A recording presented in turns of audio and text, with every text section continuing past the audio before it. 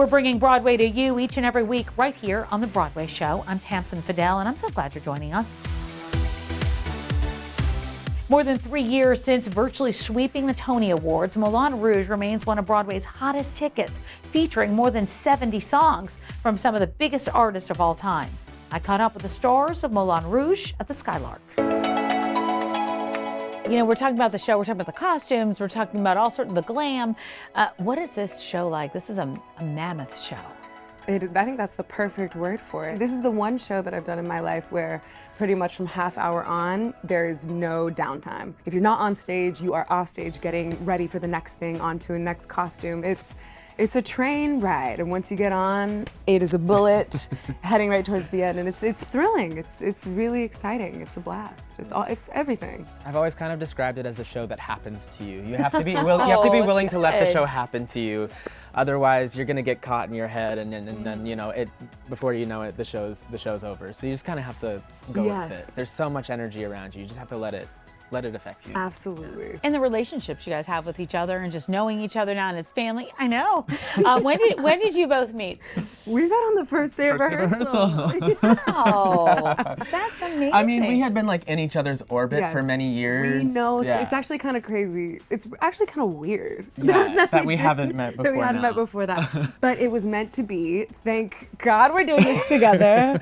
We are having such a good time. We locked in fast. We locked in really fast. I remember, when we were first learning the blocking for everything romantic, and they were like, "Oh my God, you guys, get a room," and we were like, "No, we'll get to the stage, please." Yes, that's great because that doesn't always happen like that. So that has to make it like that makes it so much easier or so much more fun. There's so much trust, so much room to play, and so we really get to lean into every aspect of these characters And I mean, my favorite parts of this experience have been the kind of like pre and post show debriefs in Solea's dressing room, and you know, we have a great time out there, and I think that's what folks are responding to. I hope. Yeah, it would be a tough show if we didn't like each other. The audience knows what's going to go in there in terms of the score. Talk a little bit about that. What is that like? And I guess having audience singing along, I'm assuming all the time. It's the best. I think this show. In my experience, this is probably the most freedom I've had artistically and musically to really just embody this music with my own kind of ideas, which is really freeing and exciting because there's songs that everyone has heard so many times. So it's kind of like I'm going to, getting the freedom to put your own spin on it. I mean, I'm singing like Beyonce songs and Adele, and like we have Whitney Houston in here. We have everything that you could, like the full gamut. I just have a blast every night, kind of being okay, like, how are we gonna change Firework up a little bit tonight? It's exciting. It's a really good time. It's just fun, yes, which we could use some of right now. Betty Boop is Broadway bound. It's Boop the Musical on Broadway this spring, starring newcomer Jasmine Amy Rogers in the title role. Let's send it out to Paul Wontorek. Born and bred like some of us, or fresh off any Greyhound bus, it takes a hold. Suddenly it owns your heart. You got it's good to be a part of this, the greatest city ever known. So Jasmine, we sat on these very steps, maybe these steps. I think they were these steps. These steps? Okay, we sat on these steps like a year and a half ago. Yes. When I didn't know you and you were just cast as Betty Boop, a big role. Great reviews. Now you're back headlining the Broadway musical. I mean, this must be have been a crazy couple of years for you. It's so exciting. I mean, I've been waiting for it for my whole life, and I didn't know when it would come or what it would be, but it's like the most insane thing. So I'm so excited. There's kind of an element of surprise. People don't really know what a Betty Boop musical will be, which is what I love about it. It takes Betty Boop, it pulls her into modern day New York. That's kind of, I think, all people need to know. But what's cool is actually when you take a character like that people think they know little about her, right? Yeah. They know what she looks like. Yes. They know she's a fun girl. But you can really kind of build anything on top of it. Right. Yeah. So what do you love about what's been built on top of Betty? she gets to become a full-fledged human being, and that's like something we never saw, you know? She exists in these clips, and I get to kind of explore the depths of her and the sides of her that we never saw before, and it's really, really exciting. She's experiencing the whole thing. She's experiencing things for the first time. What's the rehearsal room like, especially with Jerry Mitchell? Jerry, I've watched Jerry in rehearsal rooms before. Yeah. He knows how to make a hit show. He knows how to bring together beautiful families, I feel like, Yes. of Broadway families. What's it been like working with him and being back in the room with him? It's so much fun. I was 19 the first time I worked with him, and I'm 25. And we just have built this beautiful relationship. There's a lot of trust there, and there's a lot of love and respect in the room. So we just have so much fun. Once it gets to you, you won't ever. Once it gets to you, you will never ever leave. I love a modern musical. We don't get a lot of musicals that are set like Yeah. today. Yeah. Right? Yeah. Like it could be Times Square today. Yeah. It's sort of a fantasized version of New York today, right? Yes. And I think it's really fun to explore that and you're also, it seems like you're making a great New York musical. It is. And she also says that New York is more of a cartoon than her world because it's all of these buildings crammed onto a tiny little island Yeah. with people bursting out everywhere. Well, it does sound like a cartoon. And the Yeah. Fleischers actually used New York as the base of a lot of their cartoon imagery. Yeah. So we're dealing with Jasmine Amy Rogers, your fantastic Brilliant. leading lady. Brilliant. And then Ainsley Melham. Ainsley. So talk about Ainsley. I first saw Ainsley in Australia when I was doing Kinky Boots. He was playing Aladdin in Aladdin. Yeah. And he came in for this, auditioned for me. And he's basically Gene Kelly reincarnated. Bow, bow, bow, bow, bow, ba da da da da, bow, bow, ba da ba ba. Big orchestration. You get to do something so like old timey. It's almost like you grew up wanting to be like Gene Kelly, and then you were kind of like, well, it's 2025. How's that going to happen? And then it's like, oh, boop. It Truly, worked. I think I've been looking for the project that allows me to do that. I mean, I grew up watching Gene Kelly and Fred Astaire and Donald O'Connor and all of these amazing dancers, and that's where I get my influence as a performer, as an actor, as a dancer. So even though Dwayne, in the context of this show, lives in 2025, he has this sort of like nostalgia, old charm about him, which I really like to tap into. So you exhausted doing Yeah. the show? Yeah. Okay. Yeah. But that's Broadway, you know. We sort of like operate from that level of exhaustion, and we know what that is, and we come in and we deliver 110 regardless. Rain on the river, swish and a splat.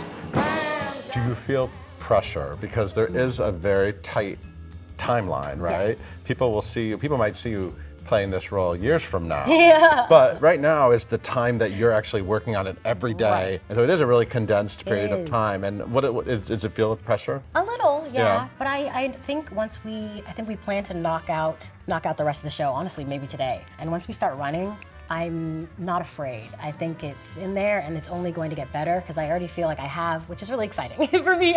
So I don't always feel that way, but I feel like I really have her base. And so I get to build on that, and that's really exciting. once it gets to you, nice and sharp.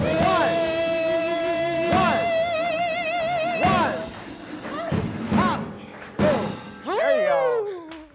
Tony winner Idina Menzel back on Broadway in the new musical Redwood. It's a brand new title with a brand new score. Here's Beth Stevens with another edition of Building Broadway. Thanks, Tamsen.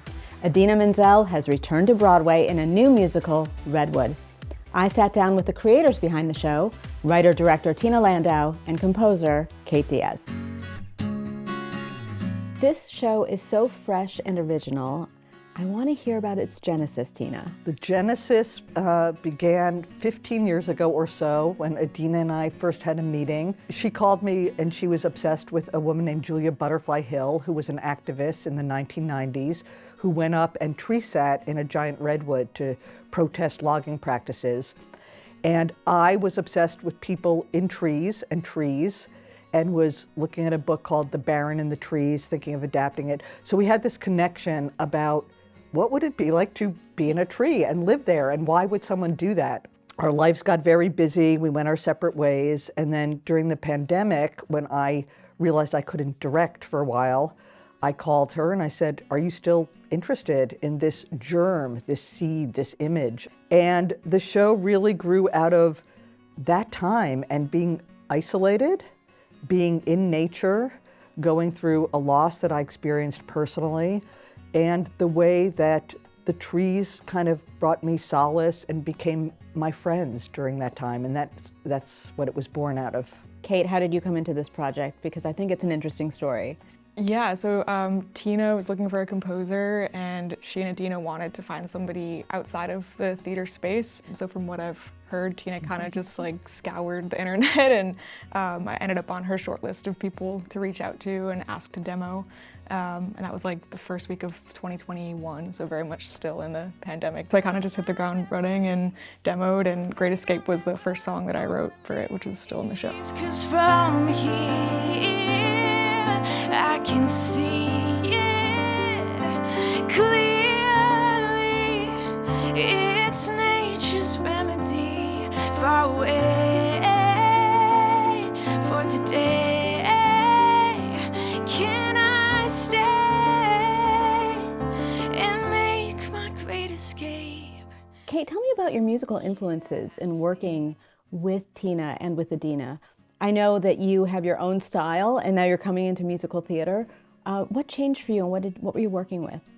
Yeah, I mean, musically, I grew up writing kind of like alt-pop rock songs, and then as I got kind of into my later teens, started writing instrumentally and doing film, TV scoring and stuff like that. And so in this show, I've gotten to do both, which has been just the best. I've always wanted to do that. So yeah, I have like a lot of different influences, and I feel like a lot of them get to really be shown in this show, because I try to kind of have every character have a little bit different texture musically, so that's been really fun to explore. And what she's saying is really why we went to her in the first place was this combination of her pop, rock, alt sensibility and her cinematic breadth, because I always knew the show needed to have instrumental sections where things could only be expressed in music and where things were beyond words. And so I felt very fortunate to find someone who did that organically. They said we'll rise just as the phoenix does.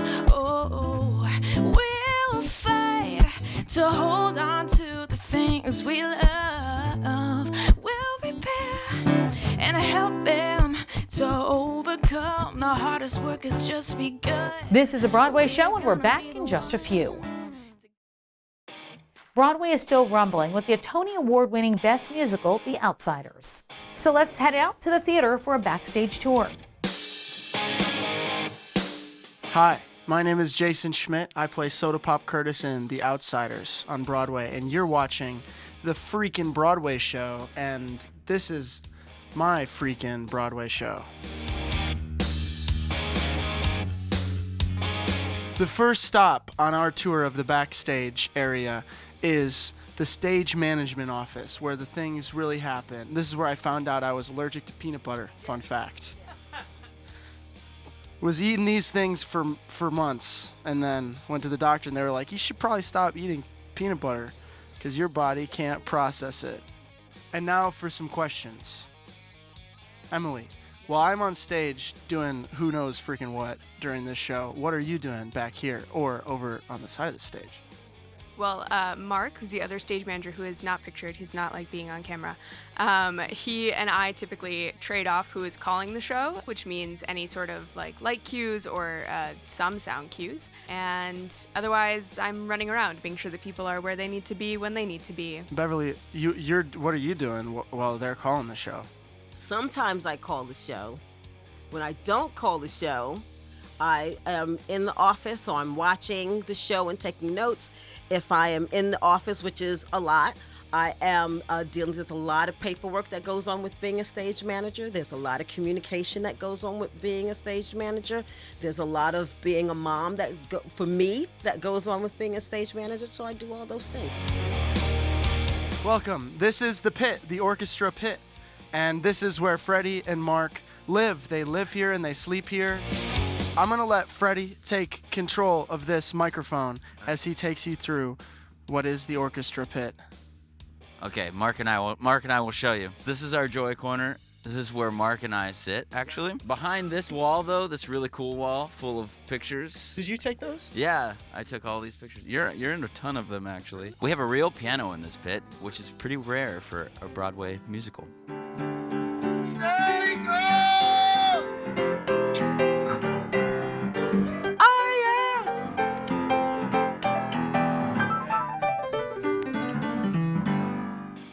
This is where Jamie, our drummer, is housed.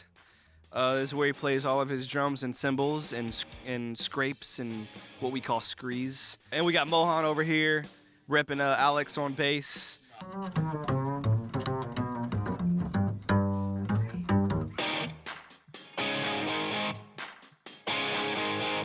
Welcome to my dressing room. We got a lot of different things in our dressing room. Me and Daryl. This is me and Daryl.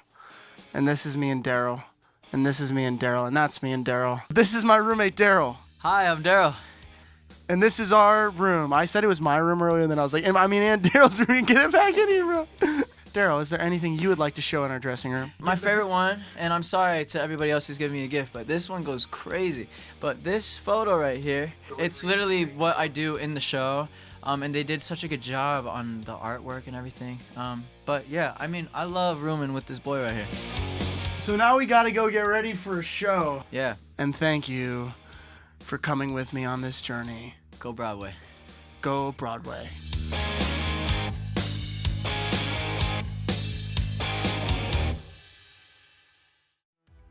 When it comes to A-list star power, Broadway shows don't get any bigger than this.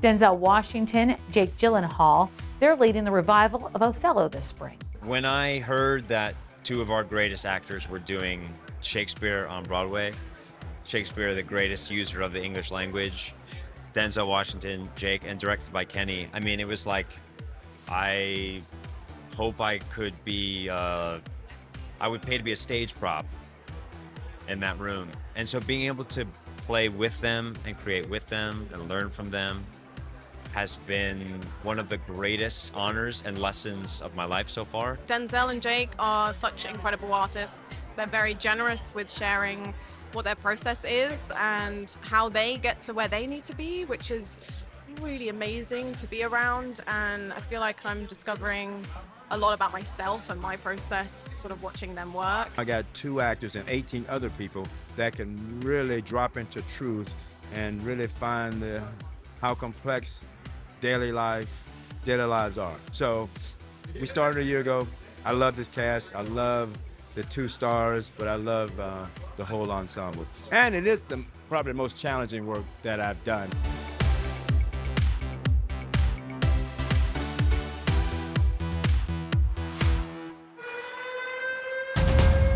That tornado is closing in!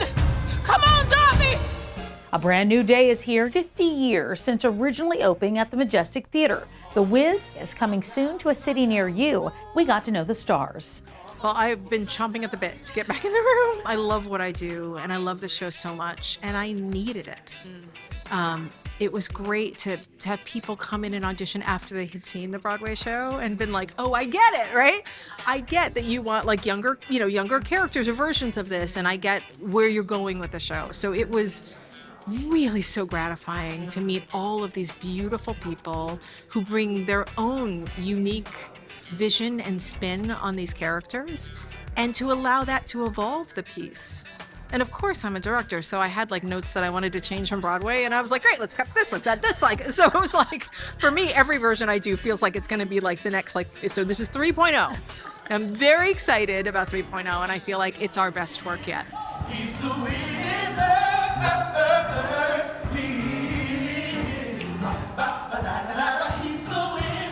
I can't wait for them to see this incredible ensemble open up the gates to Emerald City.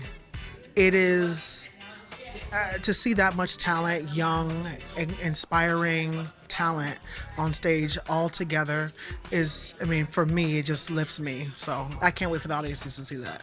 It gives us permission, it gives us permission to completely be ourselves and bring all of the nuances of our culture to the table, and we can share that with the world and it be something that can lift us up and bring us together. It's very honoring to put yourself into this work. This story of The Wiz is, I call it, it's one of the American stories. I think all of us are always trying to find a sense of what is home, what is grounded, where can I go back to feel comfortable and feel safe, and just to be able to tell this story between 4 characters that anyone can relate to, is really, really exciting. My niece, who just turned 7, this is the first time she's ever learning about the show, this story, and now she loves it so much. She feels so connected to it, and the fact that I can make other young girls and young boys, anyone, feel so empowered and overjoyed with such an amazing story with fantastic music about bravery, about hope, true friendships means so much to me because I sure needed that back when I was younger. And now that I have such a deep-rooted connection to this story, it means the whole entire world to me. He's on down, he's on down, he's on down. Put up in front of the other, he's on down, he's on down. Come on, and he's on down. He's up down.